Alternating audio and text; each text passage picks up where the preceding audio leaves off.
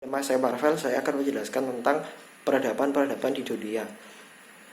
Peradaban di dunia ada 4, yaitu peradaban Cina, Mesir, Yunani, dan Romawi kuno. Yang pertama adalah peradaban Cina. Peradaban Cina ini dimulai dengan dinasti Shang, lalu dilanjutkan oleh dinasti Zhou.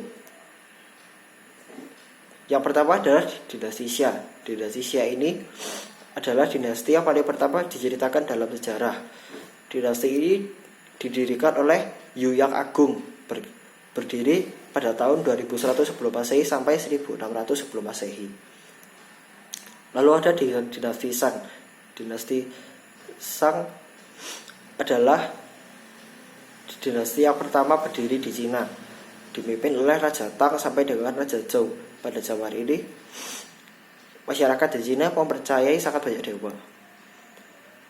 Dinasti Zhou ini adalah dinasti yang paling lama berkuasa, dipimpin oleh Raja Wu yang berdiri pada tahun 1046 sebelum Masehi sampai 256 sebelum Masehi. Pada zaman ini tulisan di Cina berkembang pesat. Lalu ada dinasti Qin. Dinasti Qin ini dipimpin oleh Shi Huang yang berdiri pada tahun 221 sebelum Masehi sampai 206 sebelum Masehi. Dinasti ini berhasil membentuk konsep pemerintah pusat, lalu menetapkan bahasa tertulis dan satuan pengukuran, serta membuat mata uang. Dinasti Han. Dinasti ini didirikan oleh Liu Bang yang berdiri pada tahun 206 sampai 220 sebelum Masehi. Lalu kita lanjut ke peradaban Mesir. Peradaban Mesir kuno tumbuh dan berkembang di sepanjang aliran lembah Sungai Nil. Sekitar tahun 3300 sebelum Masehi, terdapat 2 kerajaan di Mesir kuno yang terletak di hulu dan hilir Sungai Nil. Keduanya adalah Mesir Hulu dan Mesir Hilir. Sekitar tahun 3100 sebelum Masehi, kedua kerajaan tersebut dipersatukan oleh Firaun Menes. Sistem kerajaan ada 3, yaitu Mesir Tua, Mesir Pertengahan, dan Mesir Baru. Yang pertama adalah kerajaan Mesir Tua, berdiri sekitar tahun 3100 sampai 2134 sebelum Masehi. Kerajaan Mesir Tua berlangsung sejak masa pemerintahan Firaun Menes sampai dengan pemerintahan Firaun Pepi II. Kerajaan Mesir Pertengahan berkisar antara 2040 sebelum Masehi sampai 1640 sebelum Masehi. Masa kerajaan Mesir Pertengahan diawali oleh keberhasilan Firaun Menhotep II dan TB menaklukkan Raja Herakleopis. Lalu kerajaan Mesir Baru berkisar antara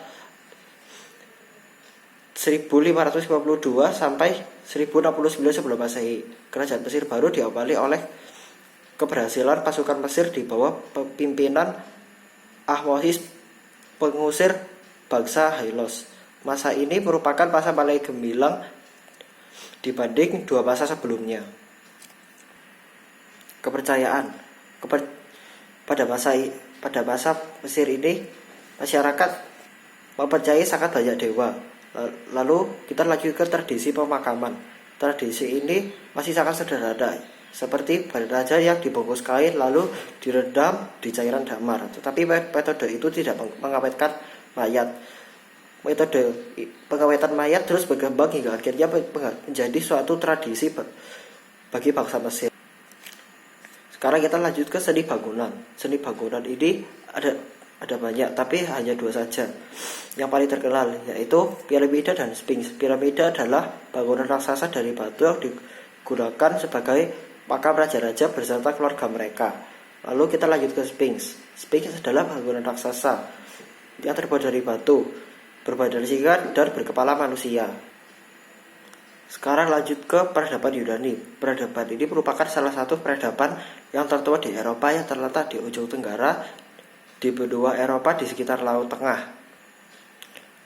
Daerah perbatasan peradaban Yunani. Adapun batas-batas daerah peradaban Yunani, yaitu barat berbatasan dengan Laut Ionia, timur dikelilingi oleh Laut Aegra, utara berbatasan dengan Albania, Yugoslavia, Bulgaria, dan Turki, dan selatan berbatasan dengan Timur Tengah.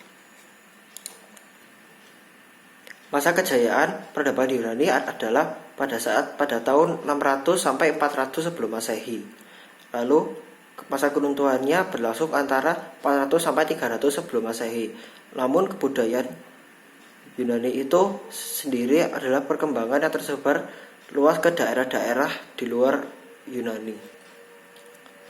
Tentu saja Yunani meninggalkan sangat banyak peninggalan, yaitu makam Raja Aegmon yang merupakan raja yang namanya disebut dalam cerita Ilas, bangunan kuno Troya, harta benda, lalu kuil dewa Zeus, serta Akropolis. Masyarakat pada zaman peradaban Yunani juga bisa membuat barang-barang berbahan dasar tanah liat, lalu membuat perahu layar, menghasilkan berbagai karya arsitektur, lalu melakukan pengembangan terhadap industri guna menunjang perdagangan, serta menciptakan benda-benda dari logam seperti alat-alat perang. Masyarakat saat peradaban Yunani ini juga mempercayai sangat banyak dewa-dewa yang digambarkan seperti manusia, namun juga memiliki kekuatan. Dewa-dewa tersebut tinggal di Olympus. Raja mereka adalah dewa Zeus. Berikut adalah dewa-dewa Yunani. Zeus adalah pemimpin raja para dewa, yang penguasa Olympus, merupakan dewa cuaca. Lalu ada Hera, istri Zeus, ratu para dewa, dan juga dewi pelindung, pernikahan, pengorbanan, dan kesetiaan. Poseidon adalah dewa laut. Ares merupakan dewa perang. Hermes adalah dewa penunjuk jalan, juga merupakan utusan dewa Zeus. Lalu ada Hephaistos, merupakan dewa api. Aphrodite adalah dewa cinta, seks, dan keindahan fisik. Athena merupakan dewi kebijaksanaan, perang, dan keindahan jiwa. Apollo yang merupakan dewa matahari. Artemis, dewi bulan. Demeter adalah dewi bunga, dan Hestia adalah dewi pelindung. Sekarang kita lanjut ke peradaban Romawi. Bahasa Romawi ialah penghuni kota Roma, dimulai dengan kelahiran kota Roma pada tanggal berdirinya Roma, yang memiliki letak di tanah Tiber tidak dapat diketahui secara pasti. Romawi secara historis dibangun dengan seorang petani Latin yang tinggal di bagian utara semenanjung Italia.